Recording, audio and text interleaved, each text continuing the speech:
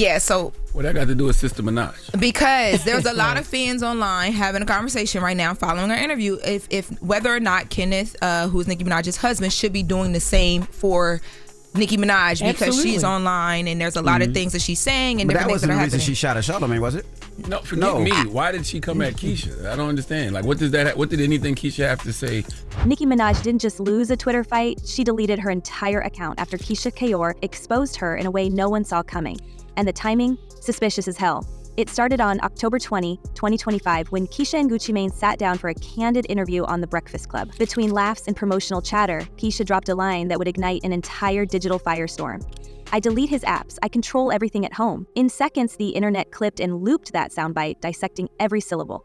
Within hours, Nicki Minaj fired back online, calling Kesha a sedated puppet master and accusing her of trying to be me for years. So let's get to this, right? So Nicki Minaj is on X right now, and she is sounding off following our interview with Gucci Mane and Keysha Kaoir, his wife, and she says, Gucci wife has been trying to be me for years, been for the spotlight for years. That outburst didn't come out of nowhere. Nicki had been on a social media tear for weeks, hurling accusations at Jay-Z, Roc Nation, and even iHeartRadio hosts she once courted for interviews. But this one hit different. When Kesha described managing her husband's mental health with quiet control, Nicki seemed to take it as a direct jab. Insiders say the rapper was already on edge from her legal headaches, namely the six-figure judgment tied to her husband Kenneth Petty's 2019 assault case. The judgment had ballooned to $503,000 by mid-September. Court filings from September 16 confirmed that the LA Sheriff's Department had placed a levy on her $20 million Hidden Hills mansion. In simple terms, her creditors were circling. So when Kesha went on national radio bragging about running her household, Nicki saw red. So what I believe happened is when we talked to Keysha Kaoir about what she does to help protect the brand of, Gucci and her as well when he's going through his episodes. And I believe that Nicki Minaj is responding to that because it's one or two things. It's either that because she talked about keeping him off of social media and deleting apps. And we have that clip. Her response arrived fast and venomous. She accused Kesha of sedating Gucci, of living in her shadow, of copying her image for clout. She even looped in Waka Flocka Flame's mother, Deborah Antony, a longtime figure in both their circles, hinting that Kesha had tried to isolate Gucci from people loyal to Nicki. Then she pulled Charlamagne the God into the mix, labeling him a fraud and implying a conspiracy between him, Jay-Z, and the iHeartRadio network. The tweets snowballed into a full-blown tirade. She demanded that Republic Records stand up for her and tagged the LAPD, claiming her home had been swatted 4 times. But what started as another Minaj meltdown soon bled into something deeper. Behind the insults, court documents painted a darker picture. In March 2024, a German security guard named Thomas Weidenmuller won a default judgment against Nicki and Petty after alleging that Petty attacked him backstage in 2019, breaking his jaw. The couple never responded to the suit, leading the court to award Weidenmuller $500,000. When they still didn't pay, he moved to seize their home. By October 6th, he'd filed to have the $195 million mansion sold. Just 10 days later, October 16, he taped a letter to Nicki's front door announcing his intent to collect. So as Keysha Kaoir sat in a New York studio explaining how she controls her husband's episodes, Nicki's own husband was under house arrest for threatening Offset online. Yet she was the one calling someone else sedated. I thought that was fair commentary, but Nicki Minaj thought otherwise. Now, Lauren LaRosa, LL Cool J, read what she tweeted about The Breakfast Club. She said, Charlamagne, did you put that bleaching cream on your penis too? Did you? She then tagged the President of the United States and asked him to lock us all up. Imagine if you called yourself Trump the God. We've seen Nicki thrive on chaos before, but the difference this time is how public and messy it all became. Hours after the Keyshia rant, her Instagram disappeared. No warning, no explanation, just gone. Her fan base, the Barbs, went into full panic mode, digging through old lyrics for clues. One line from her 2018 track Barbie Tings resurfaced. Had to come off IG so they can't stalk me. The timing looked strategic. That same week, reporters confirmed that her mansion had been officially levied, the foreclosure request active, and a motion pending. In that vacuum of silence, she turned to X, the only platform left under her control. Well, y'all, Nicki Minaj is back on X, and she's coming for Jay-Z. So in a series of tweets, Nicki Minaj is claiming that Jay-Z owes her $100 to $200 million so far. Then came the image. On October 21, Nicki posted an AI-generated photo of Jay-Z wearing a bright pink wig and a queen chain. The caption read, "I am your karma." Fans gasped, reposted, theorized. Some saw it as revenge art, others as a nervous breakdown in meme form. Either way, it was impossible to ignore that this post arrived the same day her home was confirmed as collateral in a $13 million mortgage dispute. According to filings, Bank of America held the lien, and Wiedenmuller's legal team had already notified them of his demand to sell. So, was the pink wig Jay-Z a coincidence? Or was Nicki distracting from the fact that her empire literally was slipping through her fingers? It's not like the warning signs weren't visible.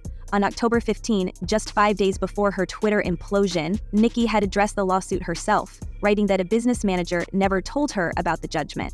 She promised to call them out by name if they stayed silent. Legal experts pointed out that ignorance doesn't excuse non-payment, especially after a default ruling, yet Nicki framed it as betrayal, a team of advisors keeping her in the dark while the sheriff's office knocked on her gate. The irony was painful. While she accused industry peers of conspiracy, the real threat was paperwork filed in LA County Court. Nicki has all those accolades, all that success, and still manages to come off as miserable. Like, how do you beef with everybody? Lil' Kim, Remy Ma, Cardi, Megan Thee Stallion, Lotto, Mariah Carey. Like, that's not a pink print. That's a stink print. Okay, Nicki energy just comes off as nasty and stink. That's what y'all should be called. It's a stink print. Meanwhile, Keyshia seemed unbothered.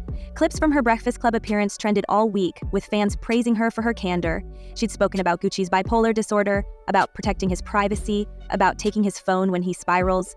Her calm delivery became meme material, tagged with phrases like real control and power couple energy. For Nicki, who built her brand on dominance and independence, that image of control coming from another woman might have been intolerable.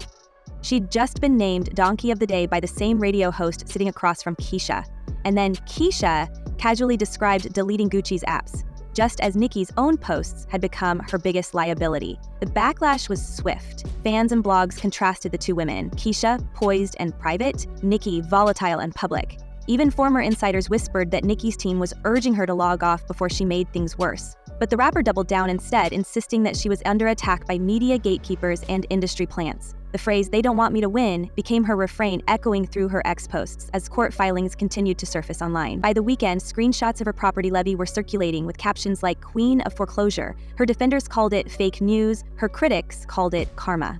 I hardly address things, so therefore when I do address them, it all just comes out, like everything comes out. We can't ignore the pattern. Whenever Nicki feels cornered, she strikes out. First at rivals, then at systems, finally at shadows. This latest spiral has the added sting of legal consequence. Her husband's house arrest meant court supervision, the levy meant financial scrutiny, and her deleted accounts meant the disappearance of her favorite weapon, visibility. In her world, silence isn't peace, it's punishment. That may explain why she reappeared just long enough to post an AI fantasy of her biggest nemesis, wrapped in her signature colors, reduced to a digital prop in her performance of vengeance. Behind the chaos, there's still one puzzle piece no one can fit. In that October 15 tweet, Nicki claimed her old and new management were aware of the debt. She even alleged theft by one of them. Yet none of those parties have come forward publicly. Not one statement, not one denial. For someone who has never hesitated to name names, Nicki stopped short. And that's where the tension hangs. If her team really kept her uninformed, it would mean negligence at a multi-million-dollar level. But if she did know and simply ignored the judgment, it's a whole different story. One that could end with her mansion on the auction block. What we're seeing now is more than celebrity drama. It's the collapse of control, personal, financial, and digital, all happening under the glare of her own spotlight. She's turned feuds into fuel before, but this time the fire is eating at the walls around her. The mansion, the brand, the husband on probation, the silence from her management, it all converges in one question that lingers louder than any tweet. If Nicki's team never told her about the lawsuit, then who did know? The foreclosure notice wasn't the only legal bomb dropped that week. Because while Nicki was attacking Kaoir, her own husband's past was resurfacing in ways that could bury them both. We're talking about Kenneth Petty's 1994 case, the one that has followed him through every chapter of their marriage. Court archives still list his guilty plea for attempted assault, a conviction that left him on lifetime supervision. Jennifer Huff's civil lawsuit against Petty, alleging intimidation and emotional distress, never really disappeared. It's been simmering since 2021, reappearing whenever new footage or filings hit the press. By mid-October, the case was back in circulation, and right when Nicki was demanding that the LAPD show her evidence of guns drawn during her alleged swatting incidents, screenshots of that old police video began trending again. The timing felt cruel, but it also looked like karma circling back. You're no longer the reigning queen of anything. That's now debatable. But nah, so she acting up. She don't know how to handle it. If you a queen sitting on the top of the world, bro, for 15 years with Lil Wayne and Drake, unopposed. That's like you running your hood for a decade, 15 years, and then a group of little young get the cracking, and you like, yeah, but you ain't paid no homage. That's the problem, you young. That's the problem. You get what I'm saying? That's a fact, but that's the problem. Nigga gonna raise his nose up like, nah, y'all little. Her tone on X turned frantic, as if she was fighting shadows from every angle. Then a screenshot leaked from what insiders claim was her manager's 2024 group chat. She's off the meds again. This is how Barbie Tings happens. That message spread like wildfire across forums, hinting at instability behind the scenes. It was deleted within hours, but the damage was done. Fans who once defended her started questioning whether her online behavior was performance art or something darker. This is the same artist who just 2 years earlier had teased Pink Friday 2 with confetti and sparkling juice, promising it would redefine rap culture, then abruptly threatened to cancel it after accusing Jay-Z of sabotage. First, the album was delayed, then the mansion was at risk, and now she was vanishing from social media. Yet the pattern was clear. Nicki always had to be in control of the story, even as it slipped away from her. Just like she accused Kaoir of controlling Gucci, she couldn't stand the idea of anyone managing her own narrative. And the numbers tell their own story. That $503,000 debt from Petty's assault case wasn't just a headline. It was an official judgment with teeth. Add in the $722,000 homestead exemption, and the creditor's math suddenly looked brutal. $6 million in equity, and they wanted every penny.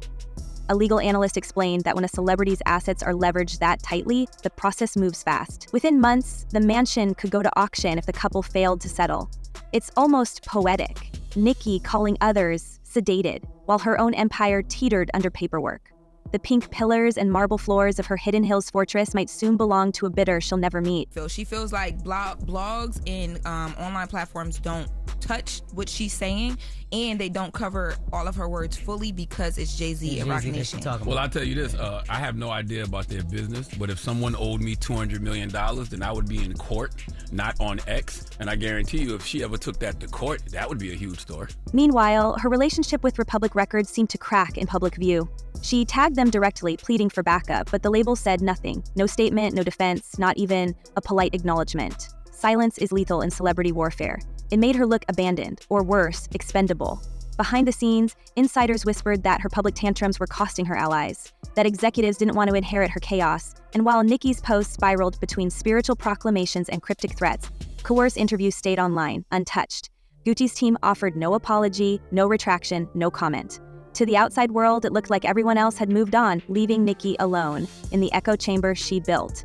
The financial tremors kept spreading. Reporters confirmed that the Bank of America notice had reached her management before she even saw it. That meant someone inside her own circle either ignored it or hid it. If true, it would explain her fury toward old and new managers she claimed had stolen from her. But it also raises another question. Was the silence incompetence or strategy? Could someone close to her have realized the judgment couldn't be paid without triggering a media storm? For a woman who has spent her career calculating every beat, the possibility of betrayal inside her own house must have cut deep. But to answer envy, I was super embarrassed and hurt by the things I said because I wasn't well then, right? So then I got locked up.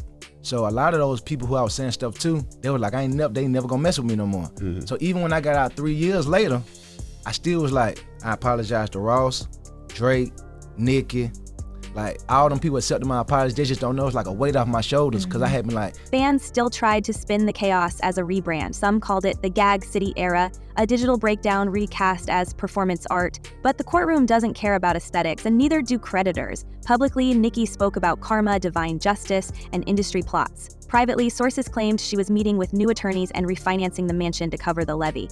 When she deleted Instagram, it wasn't rebellion, it was retreat. Losing her main stage meant losing her strongest defense, constant performance. And without that, the narrative wasn't hers anymore. It belonged to whoever posted the next leak. Members like, damn, Gucci just going crazy on everybody. And the sad, he was tweeting? Yeah. And the sad thing about it is for media, press, is that's gold at first. This, that, and the other. Then when you sit back and look at it, be like, damn, maybe we shouldn't have went that hard and promoted because we can see now that he was going through an episode. So the first question is, that in the book about the media's role in that. Yeah. There's one detail no one's connecting. The night Nicki deleted Twitter, Gucci Mane's 2013 rant resurfaced across social feeds. In that long-forgotten tirade, he'd labeled her a woo and Drake a groupie, back when his own career was unraveling under public breakdowns and substance rumors. At the time, Nicki brushed it off, framing herself as the composed one while Gucci spiraled. But a decade later, the roles have flipped. She's the one on digital rampage while Gucci's wife calmly explains mental health on national radio. Fans began wondering if Kaoir's interview was an act of retaliation, a carefully timed reminder of who won the stability game. The symmetry was haunting. The same pair of names swapped positions in the chaos. I can see it because I'd have been through it. And I'm like, I be feeling sorry for them, you know what I'm saying? But because I see the media, they just go with it. Like this person like mad or they being, you know, like mean or whatever, but they be like going through something really mental. It'd be some mental health stuff going on. What complicates this theory is how the echoes of that 2013 feud collide with Nicki's own household drama. Kenneth Petty's legal record reads like a timeline of violence she's tried and failed to outrun. The 1994 assault conviction, the 2019 security guard incident in Germany, the house arrest order after threatening Offset in 2023. Each chapter lands like a new bruise on her reputation and her finances. We've seen the paperwork, the $500,000 judgment, the levy, the pending sale. Every one of those court filings circles back to Petty's temper and Nicki's decision to stand by him. The financial fallout has become inseparable from the moral one, and what began as a marriage defended for love now looks like a liability paid in installments. By the time Kaoir described controlling Gucci's episodes, the parallel was impossible to miss. She was explaining management. Nicki was living damage control. If Kaoir's comments were subtle revenge for that 2013 insult, they landed harder than any diss track, because this time the subtext wasn't about jealousy, it was about survival. Gucci's past rants are archived history, his wife the symbol of rehabilitation. Nicki's are happening in real time, streamed to millions while sheriffs and creditors tally the cost of her loyalty. The pattern is clear. Every outburst, every unpaid judgment, every deleted post brings her closer to the same spotlight she once mocked others for standing under. Then came the ripple no one expected. An old tweet resurfaced from her former stylist referencing the pink wig prophecy. It claimed Nicki once joked that if it all burns down, I'll post Hov in my wig and watch the world spin. Now that image of Jay-Z in pastel hair looked less like random trolling and more like an inside joke turned warning shot. Maybe she wasn't mocking him at all. Maybe she was reminding everyone that when she feels cornered, she burns bridges on purpose. As the week ended, the headlines blurred, Kaoir's quote replayed on every entertainment feed, Nicki's mansion listed under lien status, and Kenneth Petty quietly re-entering court mediation for the Huff case. Every thread pointed back to the same question. Was this about jealousy, debt, or something more psychological? Her fans framed it as persecution. Her critics called it exposure. What's undeniable is that her digital disappearance coincided with real-world consequences. She couldn't out-tweet. So was this ever about Kaoir, or was it about Nicki realizing, too late, that the walls were closing in? Because if her own team won't defend her and the courts won't wait, what's left but the meltdown? Maybe this isn't the end of an era, but the start of her reckoning. And as she stares down lawsuits, levies, and a reputation cracking under pressure, we have to wonder, when the queen finally runs out of places to hide, will she crown herself again or crumble in front of everyone watching? Tell us what you think in the comments below. Until next time, stay tuned, stay curious, and don't blink, because in Nicki's world, the next explosion always comes sooner than we expect.